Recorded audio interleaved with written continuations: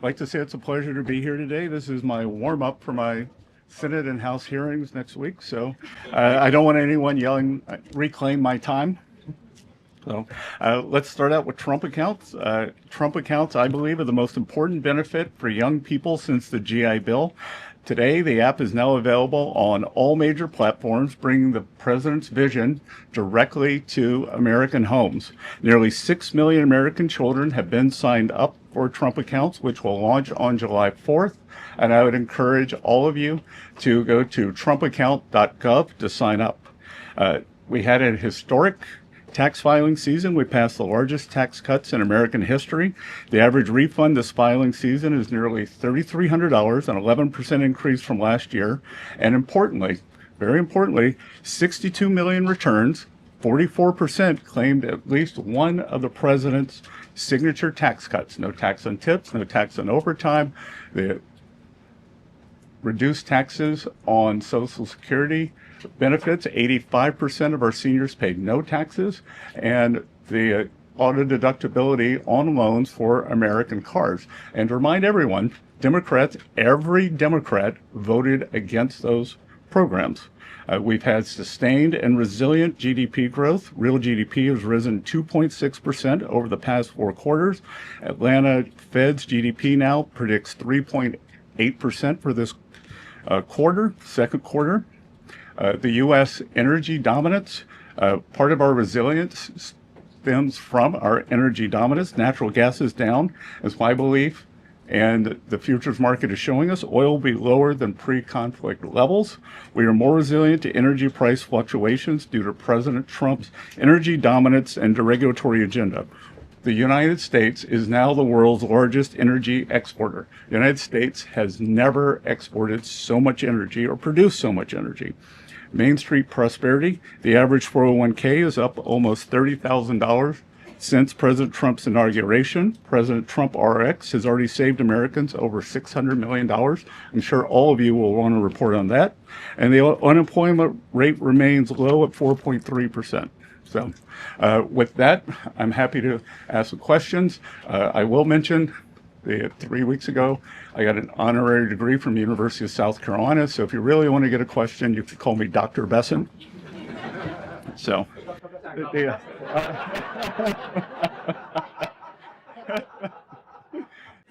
So, Trump accounts. You know, there's a lot of people, a lot of working class Americans that maybe don't have the financial expertise when it comes to stock markets and investing in general. In what ways are you guys simplifying this for all those Americans so that it's not just for one class of people, but all Americans can have it? Well, that's a great question, because 38% of Americans have no exposure to equities. They don't share in the great innovation, the machine that is the American economy. Our great capital markets drives our prosperity. So if your child is born during President Trump's administration, Treasury puts in $1,000 as a seed investment. We've also created 6 learning pods, so you can go online to the app that went up today and learn. And I think that this is going to be, I've been a big proponent of financial literacy, and I think this is going to be one of the greatest real-time financial literacy educations in history, because it won't be, there's a street in New York called Wall Street. This is what I don't really understand what happens there. American family is going to be able to look on their phone every day and see. And, I think it's going to drive people to try to understand what they've got here. I think we're going to create a generation of shareholders. 動画と連動している学習スクリプトのダウンロードは説明欄から。So, Ed? Thank you, Mr. Secretary. I guess first, well, we're starting to see the disruption of the oil supply through the Strait of Hormuz affect economic data. First, is there a deal on the table for a 60-day ceasefire to continue that? And then second, how fast could inflation then recede or retreat, or is inflation sticky? Because the PCE was at a 3-year high. Well, first of all, PCE today, month over month, was 0.2, which was, we're looking at decimal points, but the estimate was 0.3. So 1 month doesn't a trend make.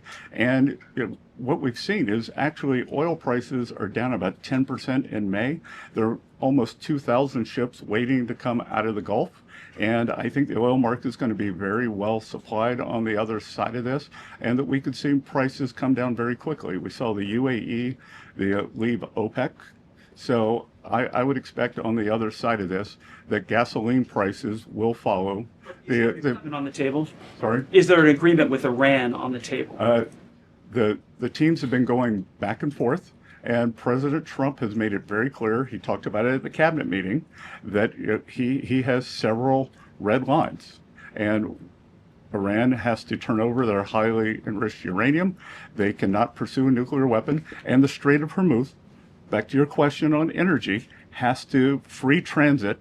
Navigation of the seas has to be free and open as it was before. So he's not going to take a bad deal. He's going to make a great deal for the American people. So, Peter, all right. Dr. Bessent. Yep.